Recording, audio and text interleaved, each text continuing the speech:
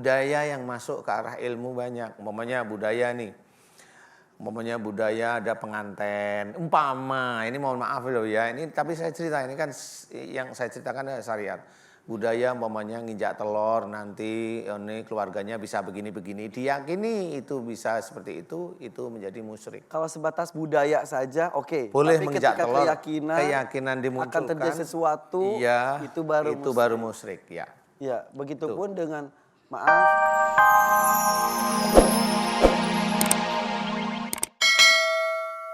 Bu, hari ini kita akan mengangkat tema sesuatu yang pasti terjadi, yaitu tanda-tanda akhir zaman.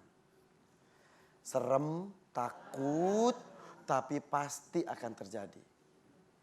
Bisa sebentar lagi, bisa masih lama.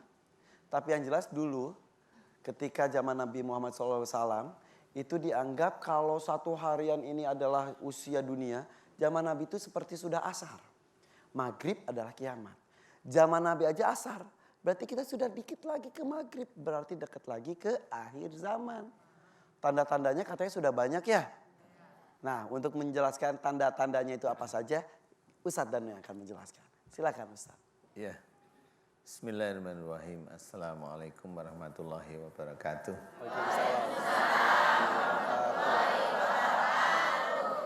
Alhamdulillah, memang tema kita menyedihkan sebenarnya ya, tanda-tanda akhir zaman. Sebenarnya itu juga akan terjadi, cuma memang diceritakan dalam hadis itu salah satu atau salah dua tandanya itu sudah mulai muncul, yaitu Danau Tiberias di Israel itu airnya surut sudah. Dan memang saat ini memang sudah sangat surut. Dan nggak bisa. Jadi pemerintah Israel sendiri itu sudah mencoba agar Danau Tiberias itu dimasukin air dari tempat lain, tapi tetap tidak bisa. Sudah lama terjadi itu Ustaz? Sudah, kalau lama enggak sih, akhir-akhir beberapa tahun tiba-tiba surut? Iya surut, sudah mulai surut. Nah, itu sudah diceritakan dalam hadis Nabi, bahwa itu ciri-ciri akhir zaman. Kemudian ada lagi dalam salah satu riwayat diceritakan bahwa kurma di perbatasan Palestina dan Suriah itu nanti tidak berbuah. Memang betul. Sekarang sudah tidak berbuah? Enggak, hanya sekitar 20% kurang. Jadi yang dulunya itu di situ itu perkebunan yang sangat subur, saat ini beberapa tahun ini itu sudah sangat kurang. Nah, berarti ini tinggal menunggu waktu yang intinya bukan kiamat dulu kayaknya ya. Akhir zaman itu tidak kiamat, tetapi nanti diawali dengan namanya dukhon. Dukhon itu debu yang menutupi bumi. Ya. Inilah yang nanti kayaknya mudah-mudahan Allah mengizinkan saya bercerita dengan atribut-atribut yang kemarin-kemarin itu sudah mulai keluar. Betul. Yang tadi yang disebutkan adalah bukti nyata dengan kasat mata sudah terlihat. Sudah terlihat, ya kurmanya sudah jelas seperti itu. Dan orang-orang namanya begini, salah satu hadis Bukhari Muslim itu menceritakan bahwa tanda-tanda akhir zaman itu salah satunya itu adalah fitnah sudah ada di rumah kita. Fitnah ada di rumah kita, nanti saya akan jelaskan fitnah itu bagaimana. Dan nanti juga janji ya Ustaz ya menjelaskan ada makhluk yang akan hadir di akhir zaman dan katanya sudah mulai terlihat kemunculannya. Ya. Kita kembali sesaat lagi, jangan kemana-mana, tetap di Siraman Kolbu, sejukan.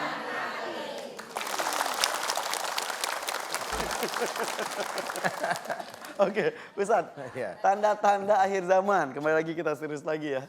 Ya. Apa saja, selain tadi kan yang bukti nyata sudah ada. Iya, sudah ada. Yang tidak terlihat dengan mata. Sebenarnya tadi saya mau nurusin yang satu, yaitu ada fitnah di rumah kita. Nah itu? Nah, fitnah di rumah kita ini kayaknya jarang yang tahu. Dalam hadis Nabi ini, Bukhari Muslim ini ceritakan ada fitnah di rumah kita. Rumah kita itu sebenarnya satu, yaitu Islam itu rumah kita. Ada fitnah, berarti sudah ada saling hujat di antara keluarga kita. Itu fitnah sudah. Sudah ada Ustaz sekarang. Sudah ada. Makanya sebenarnya ini salah satu tanda dari hadis Bukhari Muslim yang sebenarnya itu sudah muncul, Ya udah beberapa tahun ini sudah muncul terus. Kita dengan saudara-saudara kita saling hujat. Itulah yang salah satu yang tidak kita sadari. Lewat HP, lewat medsos, lewat macam-macam. Itu sebenarnya saya sudah melihat bahwa inilah, dan teman-teman saya, para pendakwah juga kayaknya belum sadar. Ini makanya mudah-mudahan hari ini saya kasih tahu, mudah-mudahan beliau paham bahwa ini memang tanda-tanda akhir zaman. Dan salah satu hal memang beberapa kali kita menangani penonton, ya ibu-ibu kali barangkali setiap pagi nonton. Itu yang saya belum pernahnya tahu, yang kemarin-kemarin itu di acara di acara siraman kalbu ini itu mengalami. Yaitu salah satunya adalah para dajjal. Jadi dajjal-dajjal itu menguasai orang, di mana ini nggak akan bisa, yang saya tahu ini nggak akan bisa dikeluarkan oleh orang-orang biasa. Dajjal itu. Jadi dajjal penanda akhir zaman dan Itu sekarang penanda. sudah mulai hadir. Sudah mulai Dajjalnya atau baru anak buahnya? Ini anak buahnya. Saya anggap ini dajjal semua, tapi ini anak buahnya. Karena memang saya sudah ada beberapa WA yang masuk ke saya atau cerita yang masuk ke saya, itu ada orang yang kesurupan itu selalu bilang, aku Tuhanmu, itu selalu bilang begitu. Kemarin juga di sini ada kan yang ngomong seperti itu? Ya, memang betul. Mas Irfan tahu kan ya. Iya, iya. Nah, itulah kalau udah tanda seperti ada jin berani bilang. Kalau jin sendiri nggak berani bilang, aku Tuhanmu, nggak akan berani jin. Tapi yang berani bilang itu adalah dajjal. Karena dia merasa dialah Tuhan nantinya. Ustadz, kalau yang di sini kan tidak bisa dilihat secara langsung. Iya. Dajjal sesungguhnya nanti itu apakah bentuknya terlihat oleh semua orang Iya. atau hanya dirasakan saja efeknya? Insya Seperti Allah. kejahatan-kejahatan makin banyak, Iya. penjarahan. Iya. Sebenarnya dajjal itu sendiri oleh Allah Ta'ala diciptakan dalam bentuk manusia nanti. Insya Allah seperti itu. Yang saya amati dari hadis itu gitu. Kemudian salah satu hal, dia akan memang bentuk manusia. Dengan mata satu itu benar? Kalau mata satunya Allahu alam ya, tapi manusianya jelas. Mata satu itu nanti kayaknya kalau sudah kita itu bertatapan langsung. Karena kita tidak tahu persis. Oke. Tetapi yang saya amati dari penonton yang Beberapa kemarin di kasus sini, di sini. beberapa kasus di sini, kalau umpamanya ada jin ilmu umpamanya, itu ketahuan saya ilmu itu, ini jin ilmu itu tahu. Tapi yang namanya dajjal itu ya kalau ibu saya ceritain atau pemirsa di rumah saya ceritain, dajjal itu gimana? Yang saya lihat itu di ilmu itu kan jin ya. Ya, ya. Biasanya yang saya amati manusia itu ketempelan jin kesurupan. Gitu ya. Ya, ya. Nah yang saya amati dari dajjal itu lucu. Jadi jin yang di dalam tubuh manusia entah itu ilmu itu ditempelin dajjal. Jadi udah manusia, ada jin ilmu, Tempelin Dajjal. dajjal. dan dajjal menguasai. Dan dajjal menguasai jin tersebut. Bentuknya seperti apa kalau dajjal yang ada di sana? Yang dajjal yang saya diizinkan oleh Allah Ta'ala terlihat itu kayak mata aja satu gitu. Jadi mata satu, dia tangannya kayak ada tangan tuh banyak dia. Jadi jin tuh dikuasai kayak seperti tangan-tangannya dia. Seperti itu. Mata aja? Mata aja satu. Glup, kedip gitu. Kedip gitu aja. Nah ini memang kalau, wah ini apa ini yang namanya dajjal ya. Oke. Memang kita harus pahami bahwa saya sendiri diizinkan mengetahui oleh Allah Ta'ala bahwa itu dajjal.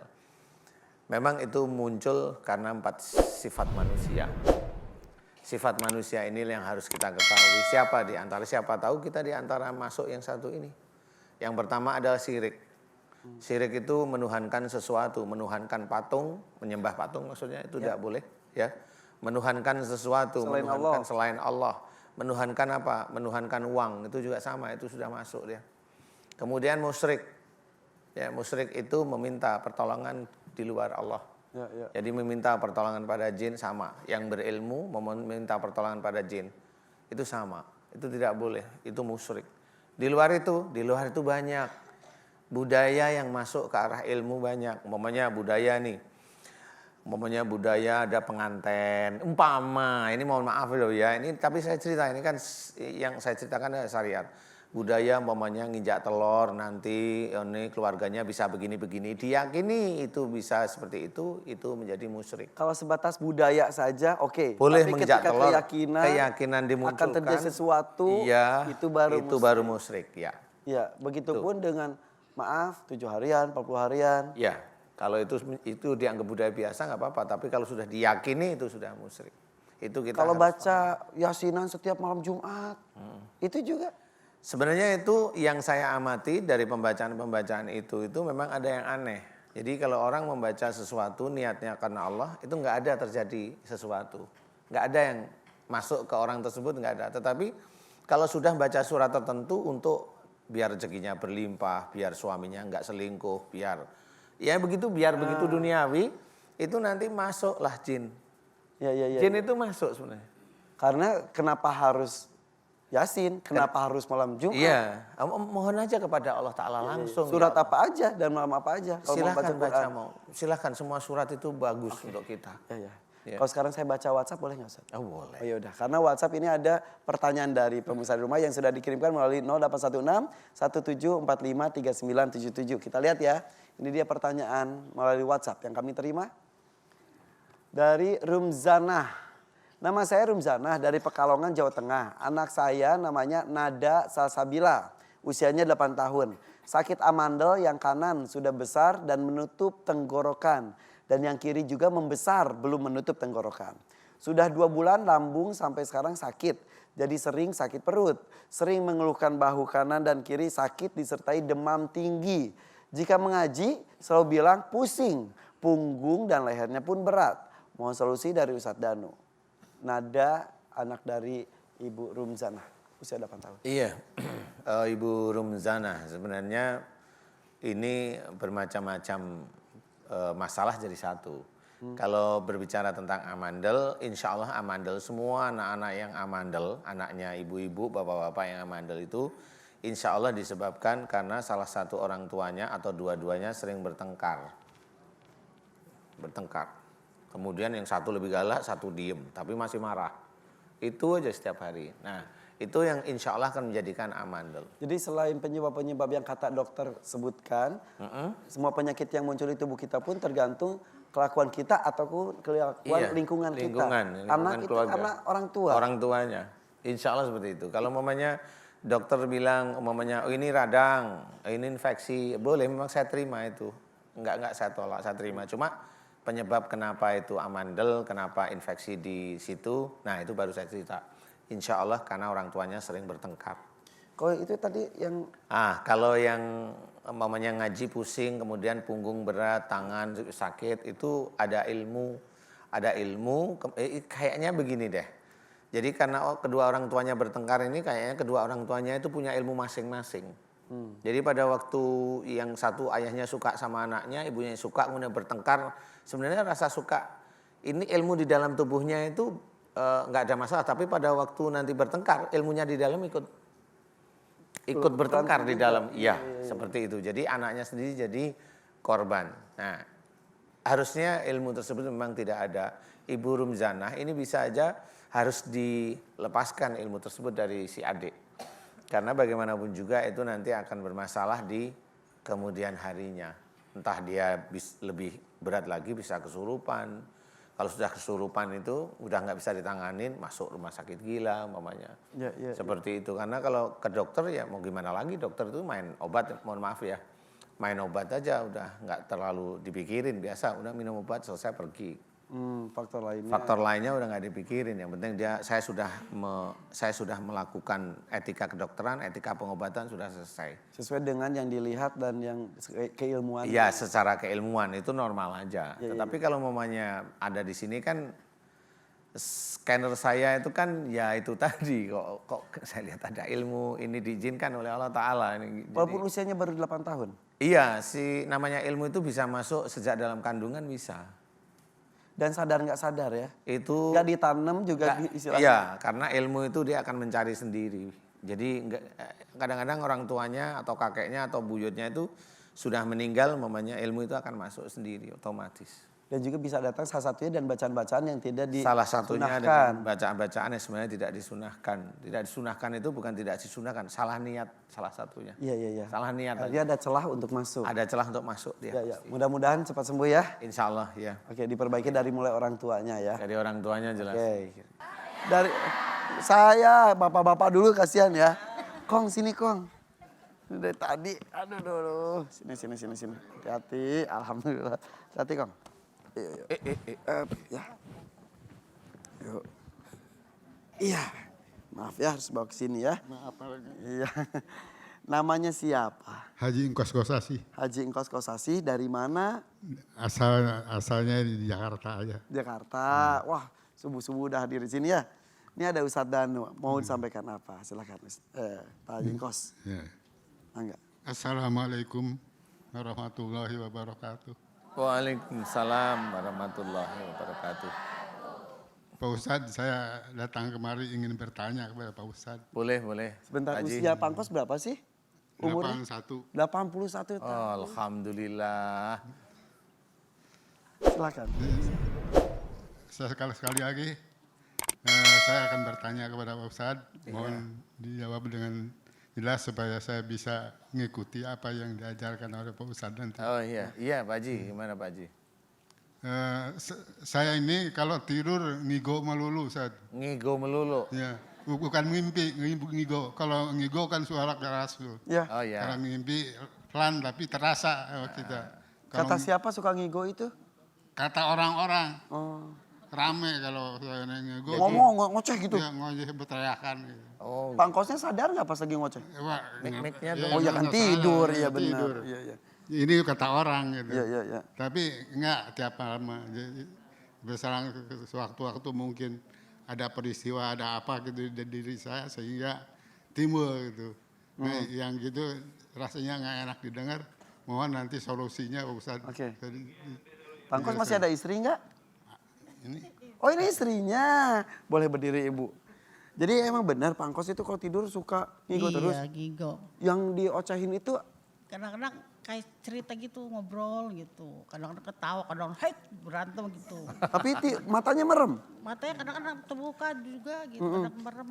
Terus kalau misal lagi ngigo ngoceh gitu disautin nyaut lagi atau kayak ngobrol Enggak, saya gitu? diamin aja, dia kayak ngobrol aja gitu. Kayak ngobrol. Udah lama seperti ini? Lama juga. Dari waktu muda dulu? Iya. enggak dari mana. Enggak dari mana. Oh yang ini kenapa? Yang kedua istri. Oh istri kedua. Oh tahu tuanya, mudanya nggak tahu. Pak Engkos, saya mau tanya nih sebelum Pak Engkos bertanya, saya tanya dulu. Ilmunya dari mana dapat yang kedua? Ya Allah. Ustadz, istri Ustadz ada di sini. Dari Ahmad juga kan. Karena ada panggilan Allah sehingga ketemu dia gitu. Yang pertama sudah tidak ada. Iya. Oh yang pertama sudah wafat, kemudian ketemu dan yang kedua gitu. Oh, alhamdulillah, ya benar. Bisa aja nyari yang muda ya. Udah tua saya gitu. Jadi suka ngigo. Gitu. Ibu keganggu dong kalau Pak Engkos lagi. Ganggu bener. Saya nggak tidur kalau udah bisa silat gitu ya. Iya. Silat beneran silat. Bener dia mau mukul. Tadi lu sambil posisi tidur atau langsung berdiri? Enggak juga tidur begitu mau ngegampar. Pernah gitu. ketendang nggak? Enggak, itu kaki makian tangan. Ketabok pernah? Ibu mah enggak, tapi yang tua suka nangis katanya tabok. Kalau ibu mah nggak siap aja gitu. Enggak tidur. Jadi Iya. pas Pak Engkos itu langsung ibu jaga-jaga juga gini. Enggak, dia begitu. Apa? Sering begitu. Oh gitu. Saya nggak tidur terus takut gitu. Iya. Apa gitu. Jadi ngigo itu kenapa bisa seperti itu Ustadz? Sering Pak Ustaz. Iya. Seringnya? Lagian badan panas. Iya Sering. badannya panas aja. Badannya panas. Tidur, Panas. kayak suka Mulai kapan panas, Pak Engkos? Pak Haji? Panas yang terasa benar setelah kita rencana mau pengen ketemu Ustadz aja. Oh iya? Panas. Wah, bahaya ini. Betul. Betul ya? Sudah lihat di acara mungkin satu hari satu malam mandi ada 10 kalinya kali. Oh jadi kalau panas mandi, panas lagi mandi lagi. Tapi panas ini muncul setelah melihat acara Iya. siraman kolbu. Iya. Waduh, berarti sudah hafal. Berarti beliau punya ilmu di dalam. Suka gatal juga kata ibu. Gatal, kemudian panas. Oh iya. Itu yang lucu lagi ini lupa nih kalau udah lupa. Oh gitu. Kayak layangan lupa. Iya. Kalau jalan mesti di kandar terus.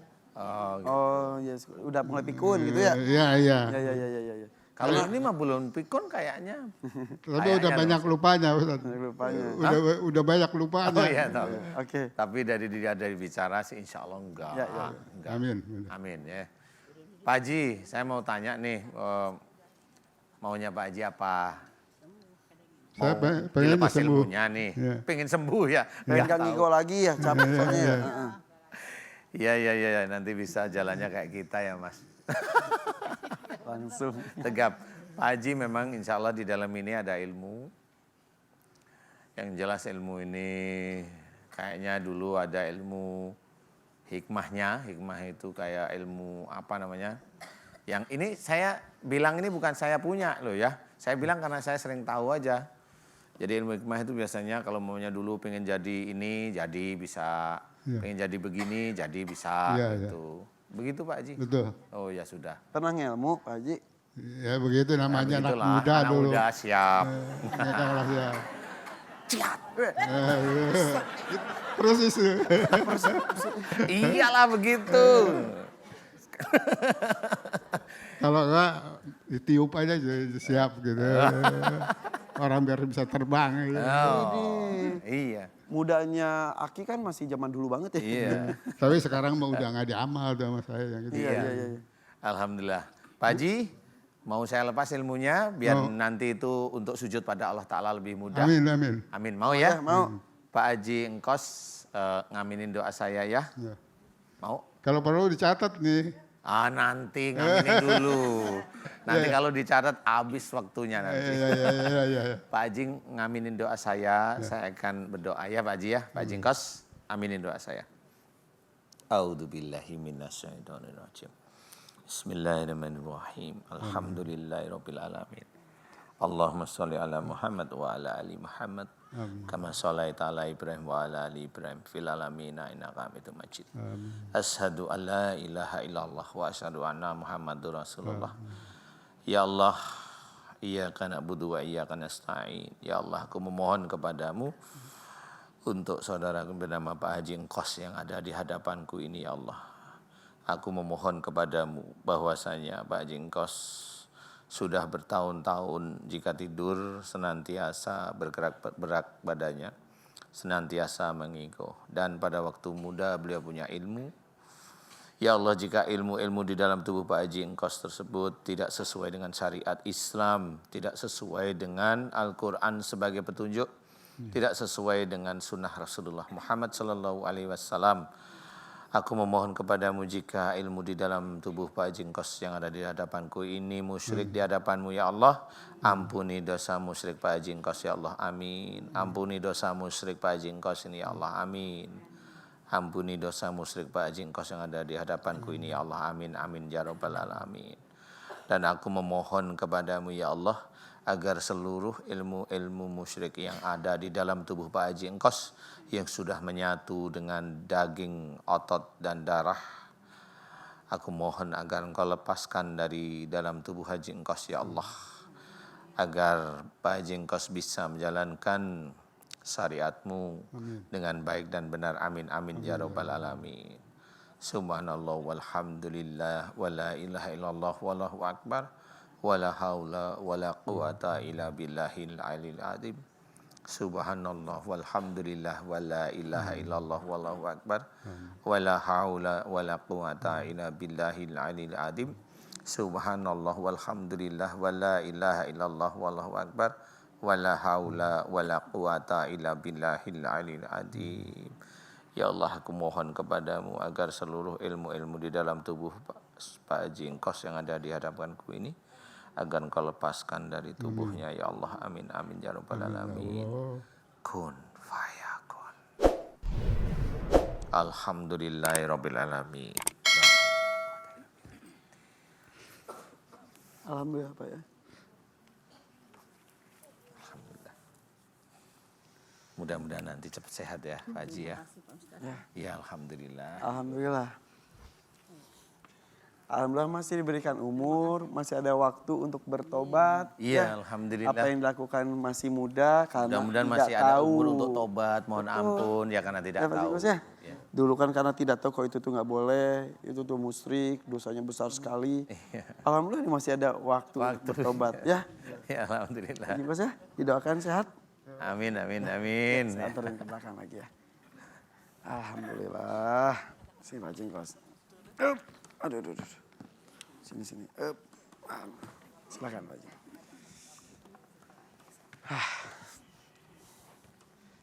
Ingat almarhum ayah saya. Umurnya 81 tahun juga. Oke, kita lanjut ya. Siapa yang mau bertanya lagi? Aduh, banyak. Ini saja. Dari yang sepuh ke yang muda ya. Oh, boleh. Boleh berdiri, silakan. Assalamualaikum warahmatullahi wabarakatuh. Waalaikumsalam warahmatullahi wabarakatuh. Ya. Perkenalkan, nama saya Dian Ustadz dari Jakarta. Saya mau bertanya, saya selama ini merasakan mati rasa di tulang belikat sebelah kiri saya sudah hampir 10 tahun. Tulang belikat seperti sini. Sebelah sini. Jadi yang saya rasa tuh pegel banget, pegel terus panas, tapi misalnya dipijitin, apa dikerokin, bahkan saking pegelnya saya minta, saking nggak terasanya, saya minta adik-adik saya itu untuk mukul-mukulin punggung saya ditonjok-tonjokin Nggak gitu, kerasa? nggak terasa sama Kebal sekali. gitu? Kebal baal, gitu. Sampai sekarang masih atau kadang Masih, muncul kadang tidak? enggak. Selalu? Selalu. At Mengganggu any time. sekali dong? Iya, dan pegelnya bukan main, pegel banget gitu. Bahkan waktu kalau lagi pegel-pegel banget tuh ya, adik-adik saya tuh saya suruh kerokin sampai kenceng banget, bahkan sampai pori-porinya kebuka, bahkan Merah sampai banget. merah banget, sampai keluar gitu, sampai adik saya juga sampai ngeri mau ngelanjutin lagi, tapi saya nggak terasa. Tapi gimana, saya masih pegel banget gitu. Tidak berkurang sama sekali Nggak juga? berkurang sama sekali. Sudah periksa ke dokter? Kalau ke dokter sih nggak apa-apa. Kata dokter nggak tahu ini apa? Enggak. Silakan Ustaz.